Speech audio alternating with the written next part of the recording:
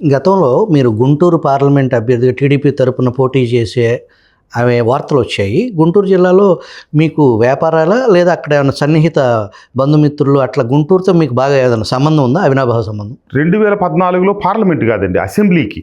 అప్పుడు గుంటూరు 2 నుంచి ఒక రకంగా ఒక దశలో ఆల్మోస్ట్ ఆల్ కన్ఫామ్ అయిన దశ నుంచి మళ్ళీ రకరకాల కారణాలు తగ్గిపోయింది. గుంటూరుతో నాకున్న సంబంధం ఏంటంటే మా బంధువులు ఉన్నారు.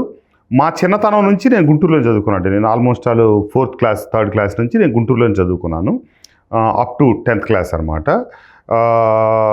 అక్కడ మా ఫ్యామిలీ కూడా తర్వాత మా నాన్నగారు 1983 నుంచి అక్కడే కుటుంబం పెట్టారు. మేమందరం అక్కడే చదువుకున్నాం, మా అక్కలు మేమందరం.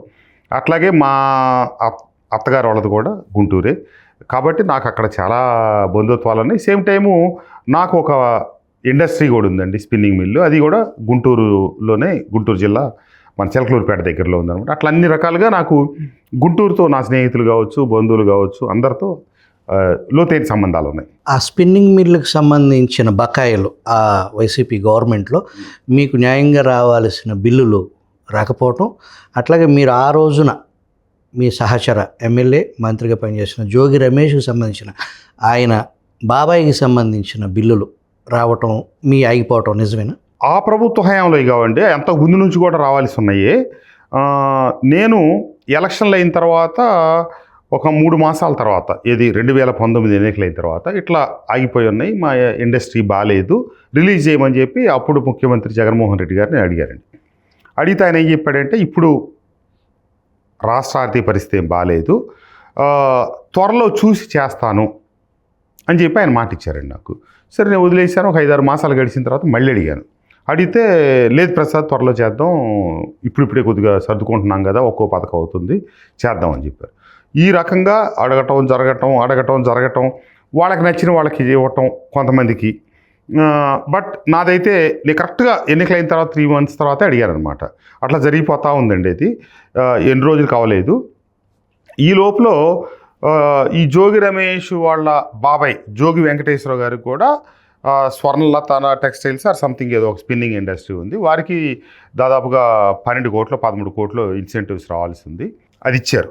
అప్పటికే నేను చాలా అంతకుముందు 3 నెలలకు 4 నెలలకు అడిగేవాడిని. తర్వాత నెల అడగటం మొదలెట్టాను. అదేంటి సార్, వాళ్ళకి ఇస్తున్నారు, వీళ్ళకి ఇస్తున్నారు, ఎవరో పులివెందులలో కొంతమందికి ఇచ్చారు, ఇంకో చోట వాళ్ళకి ఇచ్చారు, నాకు ఎందుకు ఇవ్వట్లేదని చెప్పి నేను కొంచెం వాయిస్ పెంచి అడుగుతున్నాను. కానీ నేను అడుగుతున్నానని తెలిసే వాళ్ళు కూడా అడగటం మొదలెట్టారు. కానీ చివరిలో 2023లోనే ఎప్పుడో జోగి వెంకటేశ్వరకి ఇచ్చారు. అక్కడ తిరుగుతా వెంకటేశ్వరని అక్కడ కలిశారు. ఏంటి వెంకటేశ్వర అంటే, మా వాడిని తగిలిచ్చాను, మావాడు ఏదో చెప్పి తీసుకొస్తున్నాడు అని చెప్పారు. అయిపోయిన తర్వాత నేను ధనంజయ రెడ్డి గారిని అడిగాను, అదేంటి సార్, నేను ఇప్పుడు ఎలక్షన్ అయినప్పటి నుంచి అడుగుతున్నాను, ఇప్పుడు దాదాపుగా 4 సంవత్సరాలు దాటింది, నాకు ₹1 ఇవ్వకుండా నేను తీసుకొచ్చి నాతో పాటు కలిసిన వాళ్ళని తర్వాత సరే వాళ్ళు ఇండివిజువల్గా వాళ్ళు కూడా వెళ్ళి కలుస్తూ వచ్చారు. మొదట్లో అయితే మేము ఇద్దరం కలిసి ప్రయత్నం చేసాం. అంటే తన కూతురు పెళ్ళి ఉందంట, అందుకని రిలీజ్ చేయాల్సి వచ్చింది కూతురు పెళ్లి కోసం అని చెప్పారు. కూతురు పెళ్ళి అయితే ఇతనికేం సంబంధం అండి, అది వాళ్ళ బాబాయ్, ఇది తనకేం సంబంధం లేదు అంటే, లేదు దాంట్లో తను కూడా ఏ పార్ట్నర్షిప్ లేదు సార్, అది అబద్ధం, అతనికి వాళ్ళ బాబాయ్ది అది, అంతవరకే అది చేసినందుకు వాళ్ళ బాబాయ్ ఏమన్నా మరి హెల్ప్ చేస్తారని మనకు అదంతా తెలియదు తప్పితే అని చెప్పి అన్నాను. లేదు అతను మాకైతే వచ్చి నాదే, అది నాకే డబ్బులు కావాలి, నా కూతురు పెళ్ళి అని చెప్పి ఇచ్చామని చెప్పారు. సరే అతనికి ఇచ్చినందుకు నాకేం బాధ లేదు, అదంతా నాకు అనవసరం, నేను ఇప్పుడు 4 సంవత్సరాల పైనుంచి అడుగుతున్నా, నాకు ఇవ్వండి అని చెప్పి నేను గట్టిగా అడిగానండి. అడిగితే లేదు ఇస్తామన్నారు. నేను తర్వాత ఇంకా కొందరు పెద్దలు, పార్టీ పెద్దలతో కూడా వాళ్ళ దృష్టిలో కూడా పెట్టాను. ఇక అది జరుగుతూనే ఉంది. ఈ లోపల నేను అక్కడ ఉన్న వాతావరణంలో ఇమడలేక ఇక రాజకీయాలకు దూరం అవ్వాలని ఒక నిర్ణయం తీసుకొని నేనంతా నా పందా వేరుగా వెళ్ళిపోవటం మొదలైపోయింది. అప్పటికే చాలా కాలం నుంచి. సరే ఆ దిశలో 2024 జనవరిలో నేను ఇక వెళ్ళిపోతాను పార్టీ నుంచి, డబ్బులు ఇస్తే ఆగుతాడేమో అనే ఉద్దేశంతో నాకు వెంటనే డబ్బులు కొంత ఇవ్వడం జరిగిందండి మా ఇండస్ట్రీకి. ఇది రావాల్సి అప్పటికి 5-6 సంవత్సరాల పైన అయింది. అవి రావాల్సి కూడా ఆ నిమిషంలో రావాల్సినవి కాదు, చాలామందికి ఇచ్చారు, ఇచ్చినట్టుగా నాకు ఇచ్చారు అంతే తప్పితే ఆ జోగి రమేష్ చెప్పినట్టు నేను పోయి కాళ్ళలో ఏళ్ళలో పట్టుకోలేదు. ఇంతవరకు నా ఆత్మగౌరవాన్ని ఎప్పుడు దెబ్బ తీసుకోవాలా, భవిష్యత్తులో కూడా తీసుకోను. ఇప్పుడు ఇంకా స్టిల్ నాకు రావాల్సి ఉన్నాయి. మొన్న కొన్ని రిలీజ్ అయినాయండి. రాష్ట్ర ప్రభుత్వం దాదాపుగా ఒక 288 కోట్లు రిలీజ్ చేసింది. అందరికి ప్రపోజేట్కి ఇచ్చింది, నాకు కూడా ప్రపోజేట్కి ఇచ్చారు. కానీ నేను వెళ్ళేమి ఎవరిని ఆబ్లిగేషన్ అడగలేదు, తీసుకోలేదు. అందరితో పాటు నాకు ఎప్పుడు వస్తే అప్పుడు వస్తాను.